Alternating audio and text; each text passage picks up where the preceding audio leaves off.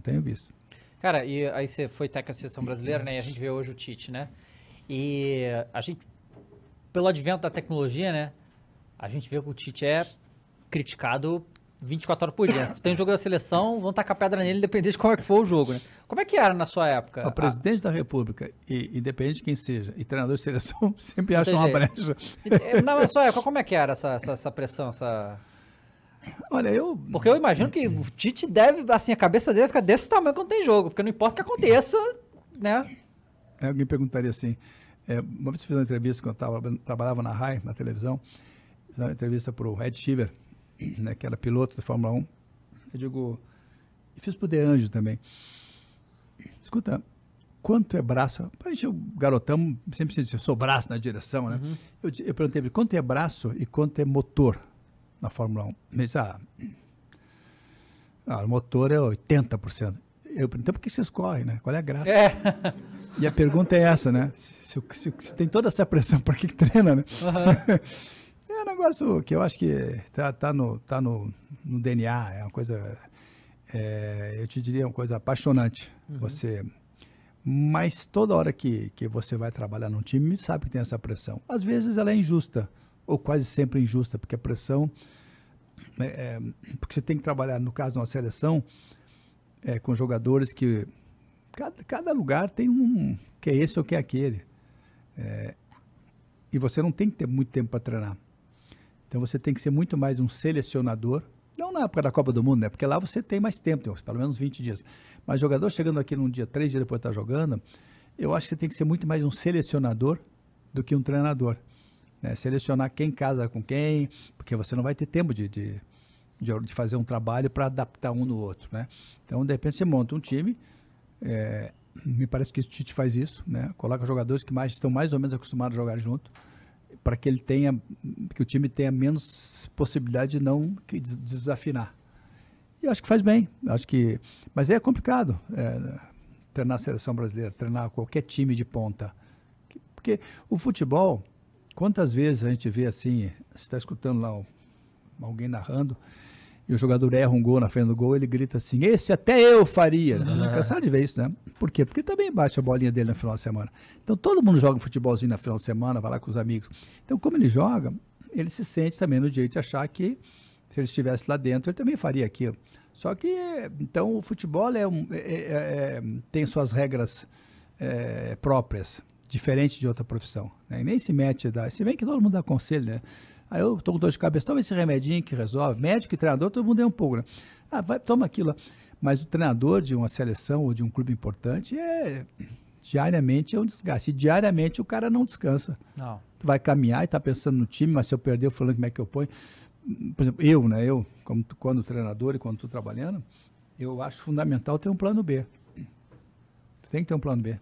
Plano B, como assim? Um segundo, se tem o teu plano A, você vai jogar no 4-3-3, que tu definiu. Daí tu vai ter que, o jogo não acontece, você tem que ter um plano B, vamos mudar o jogo. Isso tem que ser treinado, claro que tem que ser treinado, né? Porque o plano B, às vezes, é muito mais importante que o A, porque o A todo mundo sabe, né? Você vai ver os times principais do Brasil, sabe como é que joga, né? Você sabe, não tem, assim, segredo. Então, o segredo é você entrar com uma coisa diferente. Por isso que eu acho que o plano B, ele às vezes, muito mais importante que o plano A. Cara, e o trabalho do Tite, o que você tem achado eu até gosto, agora? Eu gosto. Eu estou só preocupado porque, eu acho que ele também está, que não vamos ter assim nós não vamos medir força com a Europa, né? Não tem calendário. Eu acho que isso ele também está sentindo falta. Eu acho que seria importante. Nós tivemos aí um jogo mais complicado com a Argentina, que é mais ou menos do nosso tamanho, né? E, enfim, eu acho que acho que o calendário não nos dá condições de enfrentar uma França, né? Uma Bélgica, uma Inglaterra. Mas parece que foi eles desenharam o calendário para isso, né? Sim, essa pandemia, acho que a pandemia. Também, eles estão usando isso de desculpa, eu imagino, mas Mas não tem data. Não tem, mas eles lá com eles dão um jeito de se enfrentar, né? E aí até que... Inventos, torneios. Não, e aí até que ponto... Lá eles jogam entre eles. Joga entre eles, claro. Nessa classificação. Sim, né? mas aí até que ponto, porque assim, pra eles é melhor não enfrentar, não dá chance da gente tentar nada, porque quando chegar na Copa os caras estão muito mais preparados. Teve uma Eurocopa esse ano no nível altíssimo, né? E agora fizeram essa Nations League também, que foi outro nível altíssimo. Eu, pelo menos, vejo... É a classificação também que estão jogando. Cara, é, eliminatória que é muito mais difícil que a nossa. Então, são eventos que nós não tivemos. Então, a única preocupação que eu tenho é que a gente vai se dar conta disso A gente vai ter na que Copa. descobrir sobre as seleções Na europeias Copa. jogando com Na elas. Copa. É. Na Copa. Isso que é uma coisa que eu me preocupo também. Acho que o próprio Tite se preocupa. Você acha que o Brasil você acha que ainda está entre os favoritos o ano que vem? Você quer ver, se a gente chegar daqui a... Se nós conversarmos aqui, chegarmos à conclusão, quem serão os favoritos para, sei lá, 2038, né? A gente vai botar Brasil, a gente vai botar Argentina, vai botar Alemanha e vai botar Itália. O resto tu não sabe. É. Porque a Bélgica, que é hoje uma seleção fortíssima já de algum tempo, é sazonal às vezes, a própria Holanda, né? Mas essas quatro, essas são favoritos. Pode não tá, mas pode apontar daqui a não sei quanto tempo, porque tem história, né?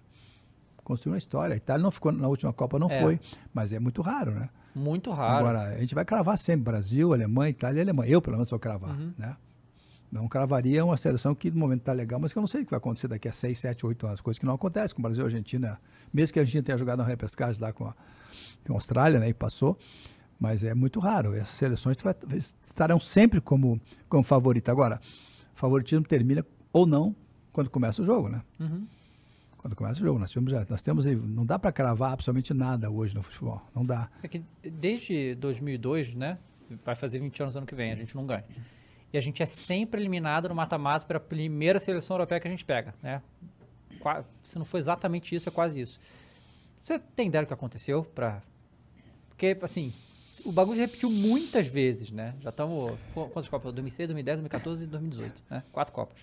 Eu lembro que a da Holanda, o Brasil fez um belíssimo primeiro tempo. E nós tomamos, acho que nós perdemos 2-1 de virada, se não me engano. O Felipe Melo foi expulso, aí teve o gol do Snyder e... Foi isso? E mas a Holanda... Né? Nós ganhamos de Portugal na primeira fase, né? Teve Portugal na primeira fase. A Holanda era um timaço. A Holanda era um timaço. Depois agora, o último que eu lembro da Bélgica. A Bélgica era um timaço também. Sim. Então nós temos sim que acho que aprender. Eu já digo isso há bastante tempo. A gente tem humildade em tudo. A gente não valoriza tanto as nossas praias, né? A nossa música, né? Então, nossa música tão eclética, né? Nós temos lugares fantásticos para você fazer um turismo. A gente não realça tanto isso. Agora, futebol, não, pera um pouquinho. Futebol, nós somos os melhores do mundo. E não é há bastante tempo, né? E não é há muito tempo, mas nós temos essa arrogância de achar que o futebol é um negócio nosso que não tem igual. E já passou esse tempo, né? Tanto é que nós não ganhamos há quanto tempo. Embora é a seleção que mais ganhou. Sim. Mas por que eu valorizo o futebol italiano? A Itália teria 5 títulos e nós 4 se tivesse ganhando os pênaltis de 90 e 4 nos Estados Unidos. E aí foi a diferença. Né? A Itália estaria com 5 e nós com 4. Para mostrar, por isso que eu respeito muito o futebol italiano. Porque eles são um time que é uma seleção que consegue, quando vale mesmo, eles vão para cima porque tem muita história, tem muito currículo também. Então, esse pessoal a gente tem que respeitar. E hoje, respeitar a Bélgica, tem que respeitar hoje a França, então, que é um timaço. Respeitar a Croácia, para Portugal, que acho que melhorou muito o time de Portugal. Muito, né? Enfim, acho que está na hora de a gente ter um pouquinho de humildade em relação ao futebol. Né? Nós continuamos sendo, sim, um futebol de muita qualidade, falando de seleção principalmente, mas nós temos que, às vezes, também entender que os outros também têm seleções fortes. A gente tem hoje alguma solução para não ser tudo Neymar? A gente tem alguma solução para isso? Eu acho que tem que ser trabalhado isso, né? Tem que trabalhar isso, né? O Neymar é um jogador, que é o principal jogador. Realmente, mas o jogo contra a Argentina foi sem ele, o Brasil jogou bem, né? Tem que criar isso. Eu acho que não pode depender só de... Até porque ele pode machucar, né? Como aconteceu em 2014, né? Como aconteceu em 2014, então tem que preparar isso. E acho que o jogo... Tem que se criar uma situação em que o diferencial seja ele, vai ser. Mas tem que ter um plano B. Plano Plano N, no caso, sem Neymar.